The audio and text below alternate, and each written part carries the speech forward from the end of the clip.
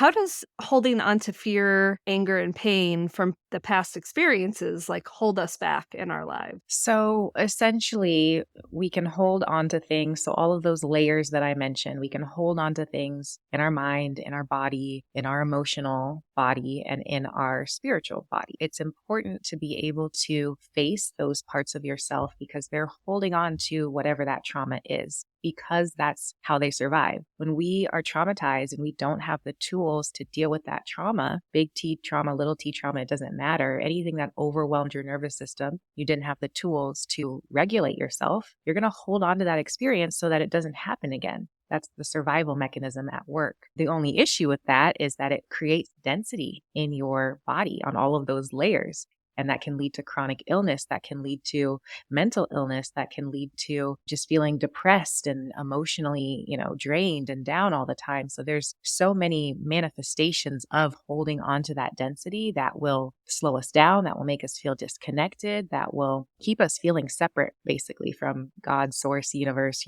whoever you believe in. But keep us feeling separate, feeling like it's all on us. We're on our own. Who's going to help me? Who's going to support me? Yeah, I've recently realized that my over planning, when I would just be stuck in planning mode, was kind of a defense mechanism because I was always trying to stop whatever would go wrong. If I planned enough, it wouldn't happen because I realized that ultimately, especially when traveling, my nervous system gets very heightened.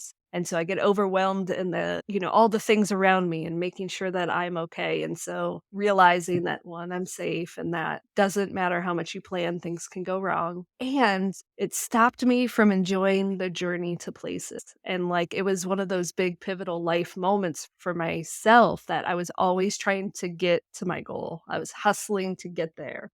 And I didn't know how to enjoy the process. Even though my spiritual awakening was a few years ago, it's been in the last few months that I realized I was still in those same patterns. I was trying to live a different life, but I was still stuck in those same patterns of doing the things how I used to, and then realizing oh, okay. Having my husband, who is a Taurus and very grounded, he would just be like, it's not just about getting to vacation, it's the whole thing. So you gotta be here with us. And yeah, it's been kind of a mind-blowing experience to realize that I just was planning my way out of actually having the experience. And then I looked at my human design, and one of my channels is pretty much the gate of now, being in the now. I also feel energetically, when you look at a human design, if someone has a pain point, if they can look at maybe a gate that's looking at that, that's when my manifestations come forth, my good manifestations, the things I'm working towards is being in the now.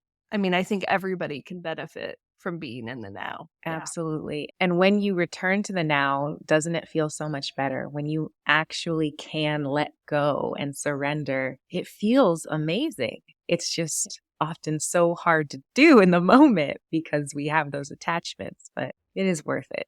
Welcome to Floductivity, the channel that guides you on a transformative journey towards spiritual wisdom, self-development, and healing practices, all aimed at elevating your intuition and aligning you with your soul's purpose. I'm your host, Kara Dempsey, and I'm thrilled to have you joining me today as we learn together.